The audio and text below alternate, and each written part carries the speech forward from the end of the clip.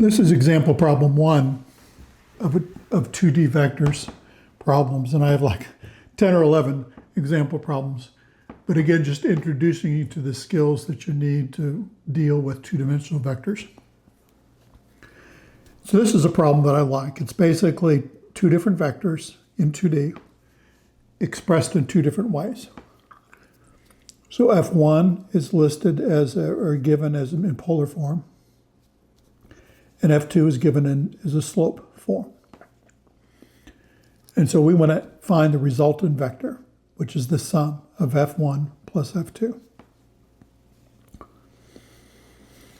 So F1 is in polar, and so I've already shown you how to do it on the calculator. It's just 60 at 40 degrees. And so if you basically just go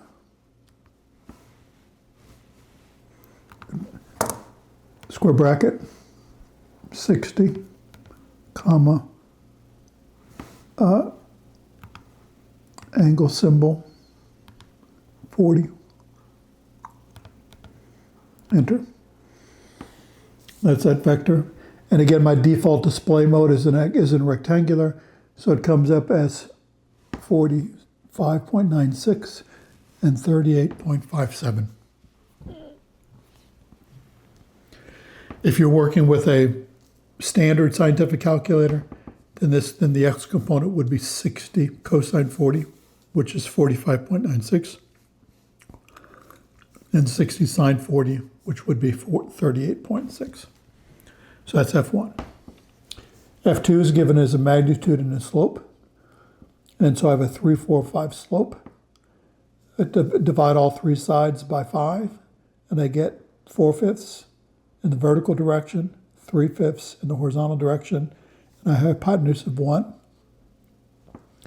And so my unit vector for this F2 is negative 3/5 plus 4/5, or negative 0.6, 0.8. I take that unit vector times 50. And so my x and y components of this guy are negative 30, positive 40. And then I can take this F2 in Cartesian form plus this F1 in Cartesian form. And so you've got 45, basically 46 minus 30, which is 16. And then 38.6 plus 40, which is 78.6. And so this is my resultant force in Cartesian forms. And again, I can use the triangular polar to convert this to polar form, which is 80.2 at 78.5 degrees.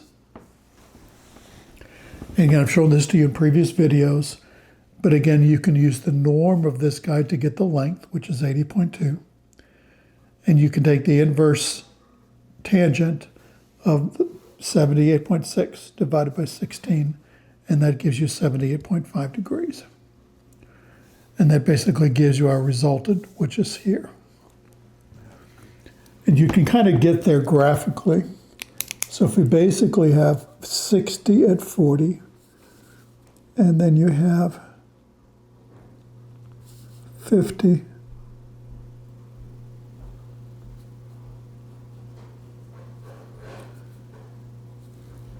and a 3, 4, 5 slope is like 38 degrees or something like that. And so tip to tail, 60 plus 50 gives you a result that's up here. And that's 80 in length, which is longer than the 60 or the 50, and 78.5 degrees. This is bigger than 12 degrees, so my scale's off. But basically, you're expecting just by graphical purposes, you're expecting a vector up in this range here, which is what we got. And so understanding how to add vectors graphically is, again, it's kind of evil to do it, but as a way of double checking, is my answer correct? It's useful for that. Just draw the vectors to scale lengthwise and to get the angles correct as well. This is example problem 1.